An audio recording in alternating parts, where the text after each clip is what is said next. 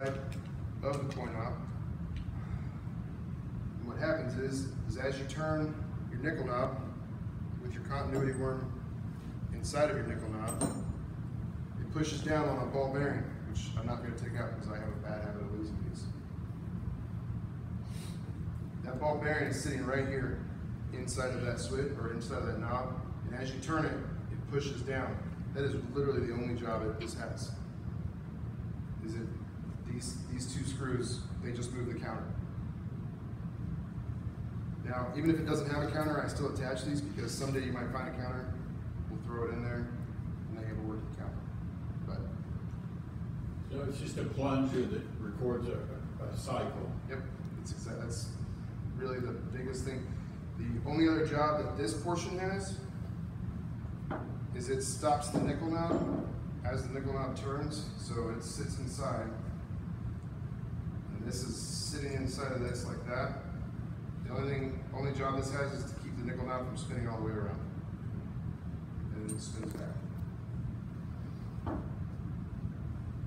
So you're gonna take this stuff out. Now, when you're taking this part out, you need to find a screwdriver or something that's big enough to go across that, or you could end up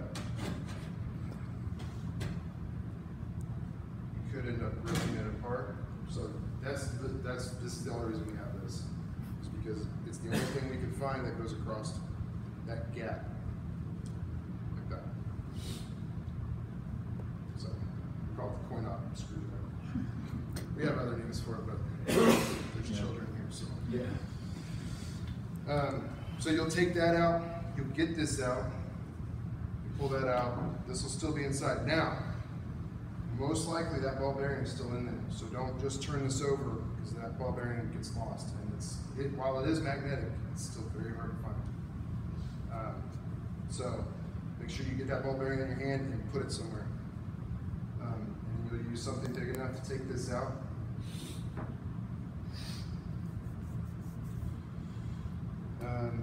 Just went over that. That's the screwdriver of the ball bearing.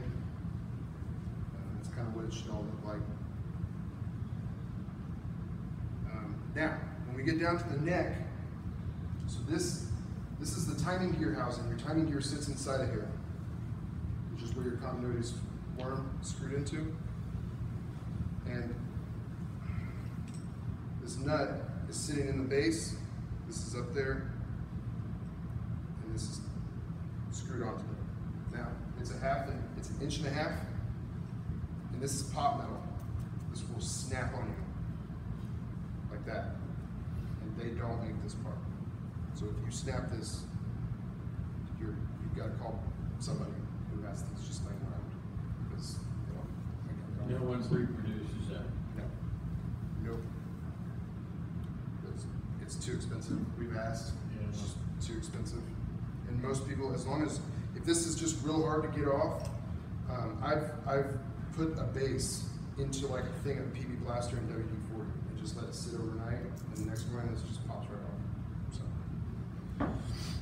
So be very careful when you're taking that apart. It's just a picture of what I have up here.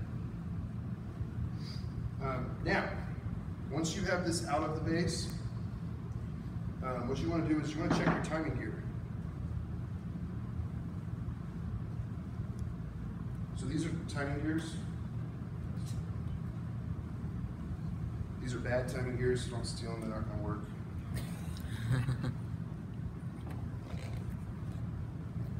The way to check those are, they sit inside of here. And so you want to check to see your timing gears, if it's good or bad. You take your stem like this, your spur gear like that. You drop it in there like that. Your timing gear's right here, and you just spin this like that. You want to make a mark on your timing gear, and it should move the timing gear. Your timing gear is held in here by basically a horseshoe piece of steel, and 9 times out of 10 it works if you have a good timing gear. Now, if you have a bad timing gear, what's going to happen is, as you're passing that timing gears around, you look on it, it has a bunch of teeth, obviously it's a gear. There's 3 teeth that will be kind of worn down. And what's happened is over time, it either bound itself up, well, those 3 teeth are sitting there on this portion of your spur wheel, and it just sits there, and those 3 teeth just get real worn down. These are bad timing gears. Yeah, don't steal them. It's the second time he's told me, Jim. So, are there any questions on that? On checking timing gear? You have to take the whole thing out to get that timing gear out? Yeah, and really you won't have this part. I'm just kind of going over this now. We have extras of these laying around the shop, so when we pull this portion out, I can check it real quick. But if you only have one point out, you're going to have to take your pawl assembly and this apart, which is that's usually the last thing you do, because there's a lot in there. You have to be very careful. But if you have these laying around, like I do, just check it. So.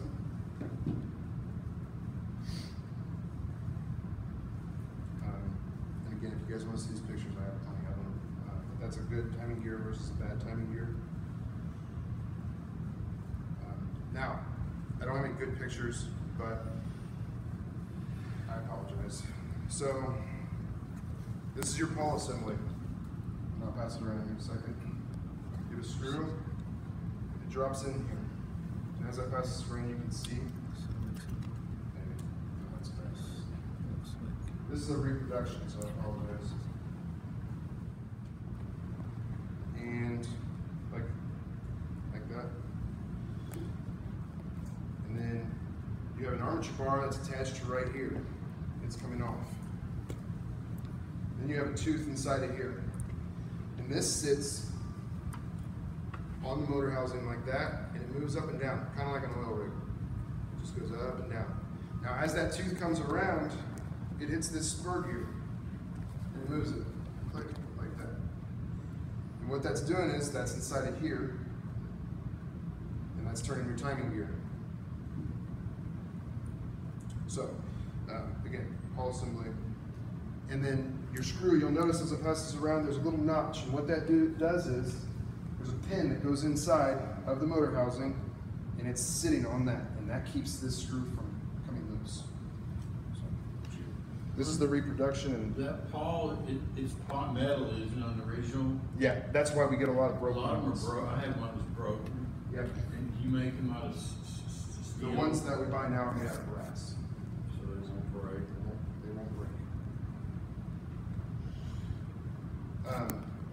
So the nose gears, I already talked about these a little bit. But when you get it, whether you're going to replace it, whether it's working fine,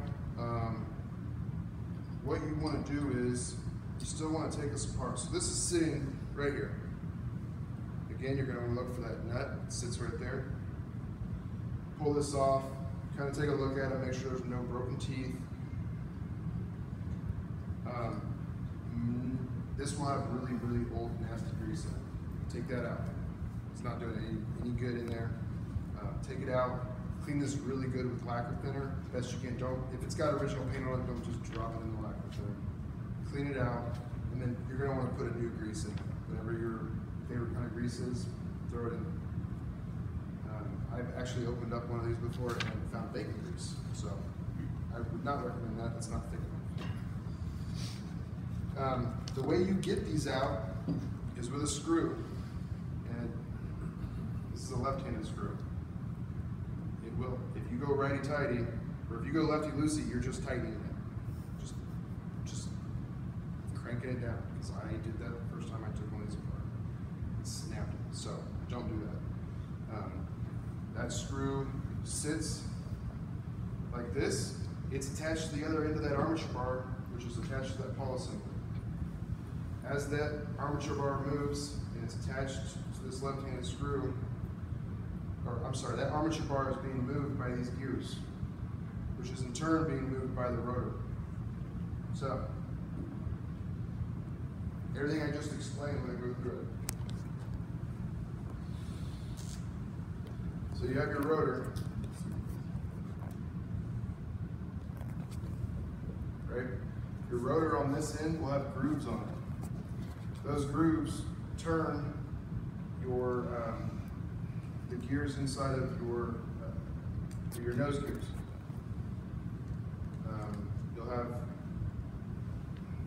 You'll have gears coming through right here, and then you'll have another gear like this. These gears are being turned by that portion of the rotor. Is turning this portion of the gear. That is. These gears spin these. That right there is attached to that left-handed screw, which is attached to that armature bar, which is in turn attached to your pawl assembly. Now your pawl assembly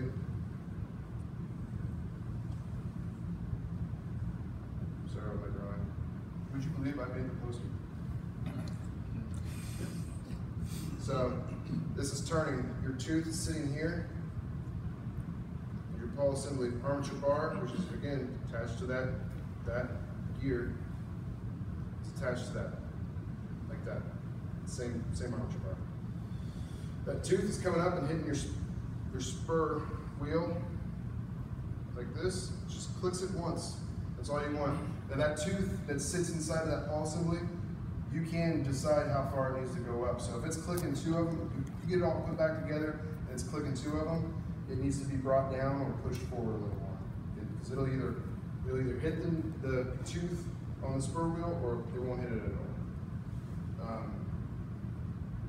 That's coming down and that's turning your timing gear.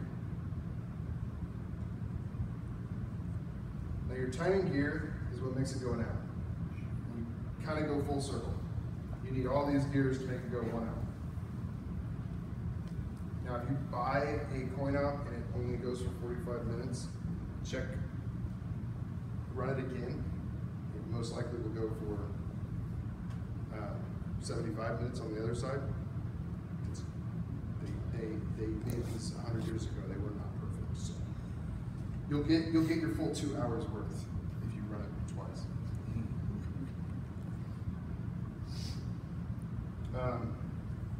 One other thing I want to touch on before we kind of start wrapping up and doing questions and kind of doing show and tell is these are very similar. These gears inside here are very similar to the collar oscillator. Do not put those gears in here. And do not put these gears in a collar oscillator. You will snap the gears. I had somebody call me recently. I'm not going to name his name, but he did that. He's not in here, thank God. But he broke the gears and I has to buy a whole new set of those gears. So. And he broke a good set of G collar oscillator gears in the process. Again, that's just, we're going to make sure you take the grease out. You want really new, brand new grease in there to make that work good. There's a brass cover plate that goes over that set of nose gears and keeps all the grease in there, right? Lubrication. Yeah, there's a nice, and I always like to polish that up, make it look real nice, because you can actually see the brass inside. Yeah, so if you're buying a coin up, you can flash a light in there. If you see that brass cover plate, it's not out front, there's a chance you've got grease. Yep, 90% of the time, yes. Yep. Now once all that's taken apart, then you've got time to take that pawl assembly you were asking about, taking that pawl assembly out because it's all white there. That's a great time to take it apart. Be very careful because you've got that pin going through the screw. You want to knock that out. And I'm actually going to be going through coin ops here during the show. I've got already a few people who want me to go through theirs. If you guys want to come over and watch me do that, I have no problem with that. You can ask questions during that time too. The stator. The stator, it's not the one speed is not a hard rewind. So if you buy one and you're like, man, that's the only thing that's wrong with it, that's not a problem. It takes me 20 minutes to rewind it. Now, you go through your coin op, everything's good. Make sure you keep track of all your parts. You can buy these at Lowe's. I have about 40 of these full of parts because there's quite a few people in here who I have restored fans for or put together fans for. All of your parts went into one of these. And that's when I have people say, well, did you lose the part? It's like, nope, because it was in there the whole time. If I take it out of there, it's going either on the fan or it's going directly back in there. Keep track, and this particular fan has, I think on the 1-speed I counted, there's 160 hardware parts, just tiny little pieces. And after I get done, I'll show you guys, there's a spring inside it. There's 2 different springs. You can't interchange the springs, so that's why you have to separate everything. But make sure when you put it back together, you put it back together the same way you took it apart. So, other than that, any questions? On that, sprag wheel or what? The spur gear? Spur gear. Mm-hmm. There's a tiny dog that's on top of it. On the back? Or the back, it rides on top of it, I think. What do you? It's a little, You're talking about there's the a pin? little, where that little spring is, on top of the spring. So there's a pin that what he's Yeah, talking a about little is, pin. What- I So- lost that and I made something to work, and it works, but. now you need the what's spring. No, I got the spring Okay. too, yeah. But the little, I was just We just wondering call what it looked we like. just call it tooth pin because it Tooth pin. looks like a tooth Yeah. and it sits inside. Right. What he's talking about is it sits inside of this motor housing and there's a spring and it's a tiny little screw. It screws up and it puts pressure on this so that when that tooth or when that pawl assembly comes up and hits this and turns it once, that way it just doesn't keep spinning. There's just so many parts. I'm sorry. It also keeps it from backfeeding. Yes. Because if you don't have enough tension on that spring and the little ball that goes in the tense on the bottom of that gear, when the push arm pushes it, and you don't have enough tension on the little ball through the spring, it'll back up. And then it'll push on the same tooth and it'll back up and And it can do that too if that tooth isn't in, if there's too much on that, if there's too many of the, remember when I was talking about pulling the tooth up and down to make sure that it was hitting that spur gear?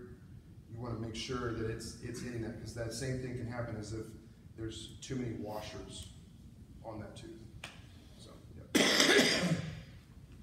If you ever, I have a coin, it's got a little slop in the neck after you reassemble it. Mhm. Is there any way to remedy that? Just ever so slight bit of slop? Well, without looking at it, there could be several different things wrong. Either it's broken inside of there, where the screws go in, and it just creates too much play. And really, the only thing you have to do is you just have to get it re-welded and re-drill those holes, honestly. Or those screws just may not be in there tight enough. It usually does. Don't ever carry a 1-speed coin up by hand, Oh, yeah, because right. that's what causes that, because that screw goes in the back, there's just a thin sliver of cast iron. So if you carry it by the handle, eventually you're gonna break that out, that's what's gonna get your slot.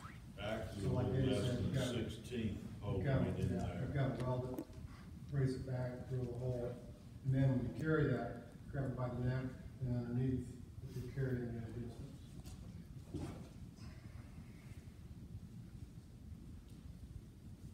Any questions? Can you demonstrate how to hold it? That's what I'm getting ready to do. Put on gloves first. Pretty much how you should hold every fan, in my opinion. I mean, that, honestly, since I started working on the coin ops, I've noticed myself picking up every fan. It's just a lot better way. I used to. That screw in the back, Yeah, you can, and that's just unique to that band. yeah, the 3-speed, the differences are, I mean, there's quite a few, but the biggest, as you can see, it has a wire coming out, and you can undo the screw in there, and the head will swivel. But this is the way you should always carry a coin out. Hand under the base, hand under the head, Even if it has a handle on top. even if it has a handle on top.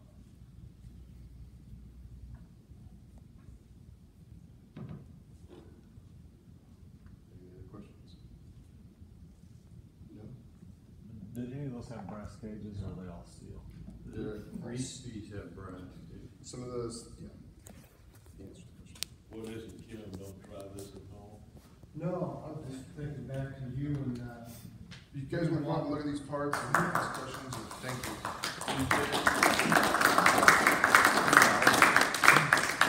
you and Walker and Bay, the ones in Monty Young, who inspired me to do this one.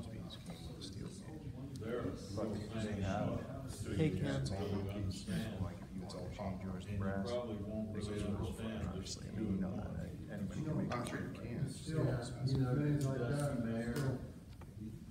see things. No pictures. See some-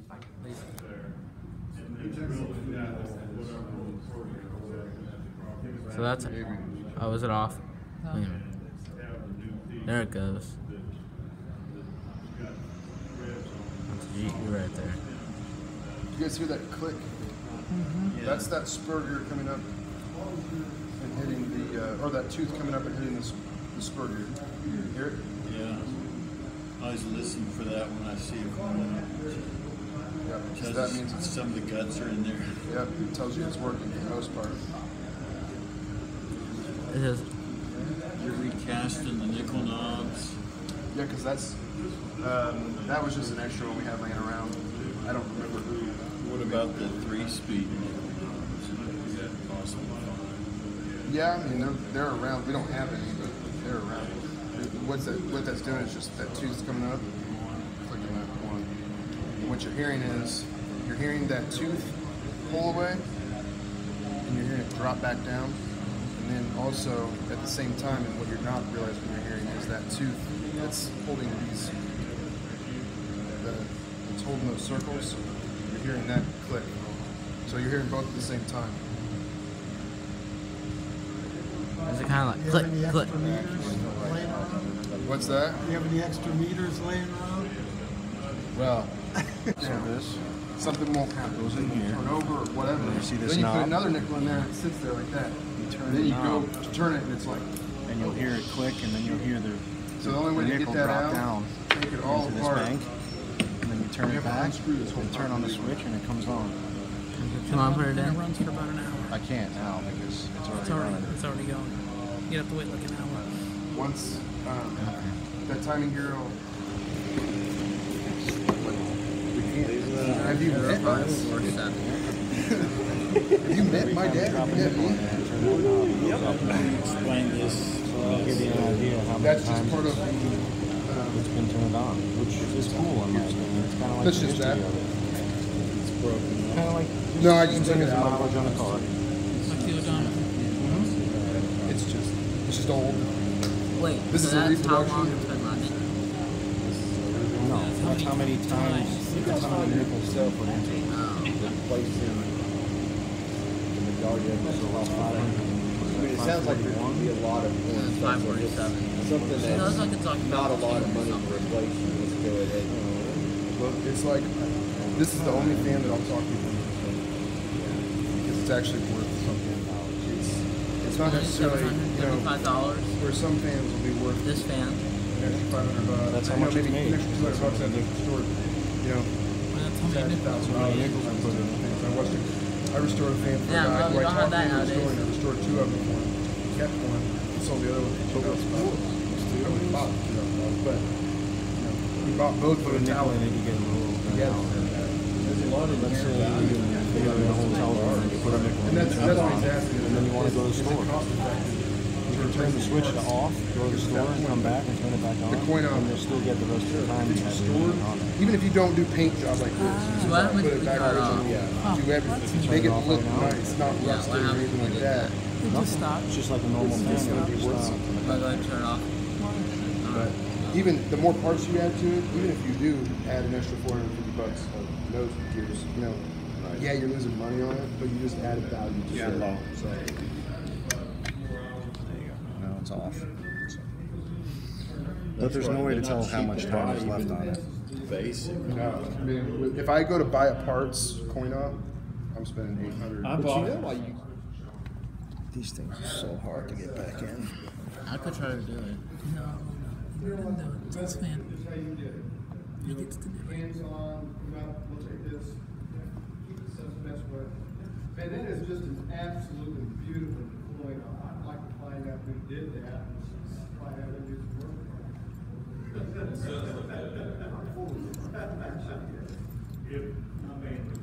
It really helps. I mean, you can have a great class. There's nothing like having Walker used to do this. He did it at St. Louis in 2004, and he asked me to assist.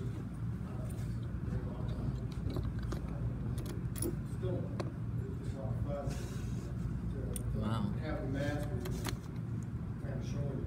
So you have to like tighten them. Yep. There you go. And you take the key out and you're good to go. That's interesting. Yeah, maybe after about 40 or 50 of them,